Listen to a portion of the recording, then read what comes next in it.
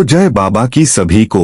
आज हम आपको सुनाएंगे गोगा जी महाराज की महापुराण, जिसको सुनने या पढ़ने से आपके सारे कष्ट दूर हो जाते हैं। और 5वां अध्याय, रानी बाछल द्वारा गुरु गोरखनाथ की जोत जलाना।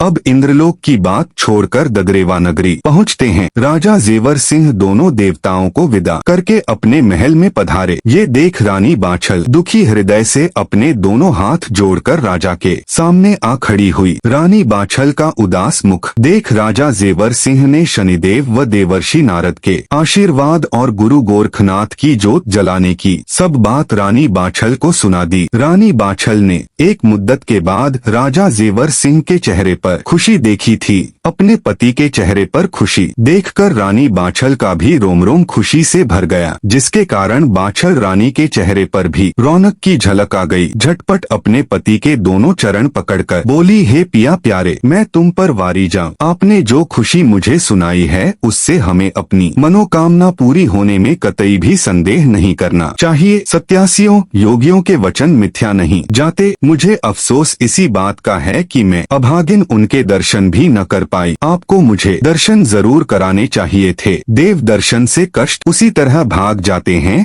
जिस तरह उजाले को देखकर अंधेरा भाग जाता है। रानी बाछल की बात सुनकर राजा जेवर सिंह बोले, रानी बात तो आपकी ठीक ही है, मगर उन दोनों देवों के चेहरे पर इतना भारी तेज था कि मेरी आंखें उनसे ठीक प्रकार नजर भी न मिला सकी। मेरी विधाता ने ऐसी मत हर ली कि तुम्हारे दर्शन कराने की तो बात की है, मैं उनका परिचय भी नहीं पूछ पाया। उनकी मौजूदगी में मेरी तर्क बुद्धि एकदम क्षीण हो गई थी। ऐसे महात्माओं के दर्शन से तुम वंचित रह गई, इसका मुझे भी काफी दुख है, परंतु ईश्वर इच्छा समझकर संतोष कर लो और गुरु गोरखनाथ जी महाराज की जोत नित्य नियम से दोनों समय जलाने की जिम्मेदारी तुम्हें ही लेनी पड़ेगी।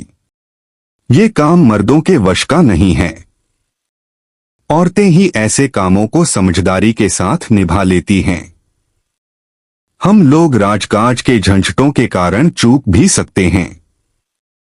रानी, महात्मा लोग ये भी कहते थे कि गोरखनाथ भगवान हरि नारायण का अवतार हैं।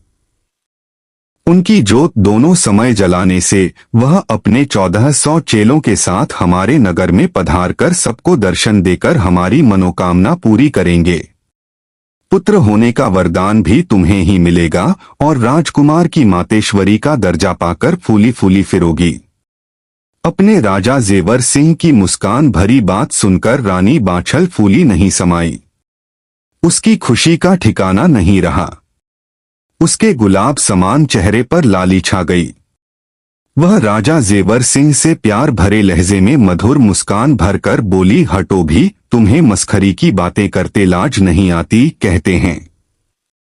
रानी बाछल ने नित्य नियम से सुबह शाम दोनों वक्त गुरु गोरखनाथ की जोत जलानी शुरू कर दी और अपने दोनों हाथ जोड़कर गुरु गोरखनाथ के चरणों में प्रार्थना करती, सिद्ध श्री सर्वोपरि जग के गुरु गोरख हैं पालनहारे। शीश झुका प्रणाम करूं, दया करो गुरुदेव हमारे। जोत बालकर करूं विनती, कष्ट हरो जग के रखवारे। पुरमल पर कृपा कीनी, वैसे ही सारो काज हमारे। दोहा हाथ जोड़ विनती करूं, धरुन चरणों में माथ। मोय अनाथ को दर्श दे, करना नाथ सनाथ। इस प्रकार दोनों समय जोत बाल रानी बाछल दंडवत कर गुरु गोरखनाथ से हाथ जोड़कर प्रार्थना करती थी और जगत पिता परमात्मा को शीश झुका कहती कि हे प्रभु, सिर्फ इतनी दया मुझे दिखाई पर करना कि मैं अपने गुरु गोरखनाथ की जोत बालने से किसी समय भी चूक न जाऊं। प्रभु सदा ही से अपने भक्तों की टेक निभाते आए हैं, फिर रानी बाछल की प्रार्थना क्यों नहीं सुनते। प्यारे बच्चों, रानी बाछल को गुरु गोरखनाथ की नित्य नियम से जोत जलाते व प्रार्थना करते मुदत गुजर गई। तब एक दिन गोरू बंगाले प्रांत के जंगल में गुरु गोरखनाथ की समाधि टूटती है। वह परमपिता परमात्मा का स्मरण कर सृष्टि पर नजर झुमाते हैं कि कोई प्रभु का प्यारा नरनारी दुखी तो नहीं है। सोहे सज्जनों, चारों तरफ दृष्टि घुमाने से योग माया द्वारा पता चला कि राजस्थान प्रांत के बागड़ देश ददरेवा नगर के धर्मात्मा राजा जेवर सिंह की महारानी बाछल बिना संतान बड़ी दुखी है। वह एक मुद्दत से मेरी जोत बाल कर मुझे अपने यहाँ बुला रही है। मुझे जल्द से जल्द बागड़ देश पहुंचकर उसे धीर बंधानी चाहिए और उसे पुत्र वरदान देकर उसका दुख हरना चाहिए। श्री गोगा महापुराण 5वां अध्याय समाप्त। जय श्री गोगा जी महाराज। ऐसी ही वीडियो देखने के लिए हमारे YouTube चैनल को लाइक शेयर सब्सक्राइब जरूर करें।